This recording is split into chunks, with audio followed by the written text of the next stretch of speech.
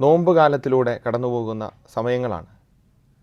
നമ്മുടെയൊക്കെ ജീവിതത്തിൽ യേശുവിൽ വിശ്വസിക്കുകയും പ്രാർത്ഥിക്കുകയും ചെയ്യുന്ന നമ്മെ സംബന്ധിച്ച് ഇത് അനുഗ്രഹത്തിൻ്റെ കാലഘട്ടമാണ്. ഇത് പുണ്യം പൂക്കുന്ന കാലഘട്ടമാണ്. പുറപ്പാട് പുസ്തകം 17-ാം അധ്യായത്തിൽ 8-ാം വാക്യം മുതൽ ഒരു സംഭവം, പഴയ നിയമത്തിലെ ഒരു സംഭവം, അമലേക്യരുമായുള്ള യുദ്ധത്തെക്കുറിച്ച് വചനഭാഗം പറയുന്നുണ്ട്. ഒരു പ്രാവശ്യം വായിച്ചാൽ തന്നെ നമ്മുടെ മനസ്സിലിരിക്കുന്ന ഒരു വചനഭാഗമാണ്. ഇത് നമ്മുടെ ജീവിതത്തിൻ്റെ ഈ നോമ്പ് കാലവുമായി ഒത്തിരിയേറെ ബന്ധമുള്ള ഒരു വചനഭാഗമാണ്. അമലേക്യർ എന്ന് പറയുന്നത് വചനഭാഗങ്ങളിലെല്ലാം കാണുന്നത് കർത്താവ് അമലേക്യരനെ, അവരുടെ ജീവിതത്തെ മുഴുവൻ നശിപ്പിക്കുന്നതായി പലപ്പോഴും വചനഭാഗം കാണുമ്പോൾ നമുക്ക് മനസ്സിലാവും. ഒരുപക്ഷേ ഞാനിത് വായിച്ചപ്പോൾ എനിക്കും തോന്നി, എന്തുകൊണ്ടാണ് കർത്താവ് ഇത്രമാത്രം അമലേക്യരനോടുള്ളൊരു ശത്രുത പുലർത്തുന്നത്? അവരുടെ മക്കളെ കൊല്ലണം, അവരുടെ ആടുമാടുകളെ നശിപ്പിക്കണം, അവരെ നാമാവിശേഷമാക്കണം എന്നൊക്കെ കൃത്യമായി ചില വചനങ്ങളിലൂടെ വായിക്കുമ്പോൾ മനുഷ്യനോട് ക്രൂരത ചെയ്യുന്ന ഒരു ദൈവമാണോ എന്ന് പലപ്പോഴും തോന്നിപ്പോകാറുണ്ട്. പക്ഷേ അതിൻ്റെ വ്യാഖ്യാനങ്ങളിലേക്ക് കടക്കുമ്പോൾ എന്താണ് അമലേക്യർ, അതിലൂടെ എന്താണ് ദൈവം ഉദ്ദേശിക്കുന്നത് എന്ന് വായിക്കുമ്പോൾ നമുക്ക് മനസ്സിലാകും. അമലേക്യർ എന്നത് ഒരു ശരീരത്തിൻ്റെ പ്രതീകമാണ്. ശരീരം നമുക്കറിയാം, അത് മനുഷ്യ ശരീരമായിക്കോട്ടെ, ശരീരം എന്നത് ഒരു ജഡത്തിൻ്റെ, ഒരു പാപത്തിൻ്റെ അവസ്ഥയിലേക്കാണ്. അതുകൊണ്ട് തന്നെ ഈ ശരീരത്തെ കീഴടക്കേണ്ടതിൻ്റെ ആവശ്യകതയുണ്ട്.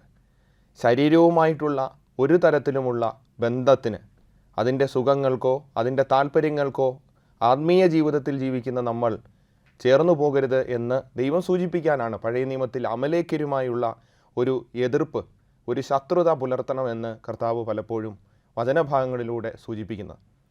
അപ്പോൾ ഈ 17-ാമത്തെ വാക്യത്തിൽ നമ്മൾ കാണുമ്പോൾ അമലേക്യരുമായുള്ള യുദ്ധമാണ്.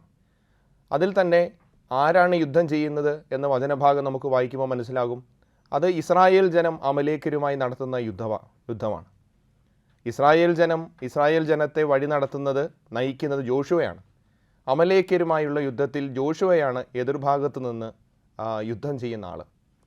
അപ്പോൾ അത് മുന്നോട്ട് പോകുമ്പോൾ നമുക്ക് മനസ്സിലാകും, ഈ ജോഷുവയുടെ ജനത്തെ യുദ്ധത്തിൽ വിജയിപ്പിക്കുന്നത് യഥാർത്ഥത്തിൽ ജോഷുവയല്ല, മലമുകളിൽ നിന്ന് ജോഷുവയ്ക്ക് വേണ്ടി കരങ്ങൾ ഉയർത്തി പ്രാർത്ഥിക്കുന്ന 3 പേരുണ്ട്.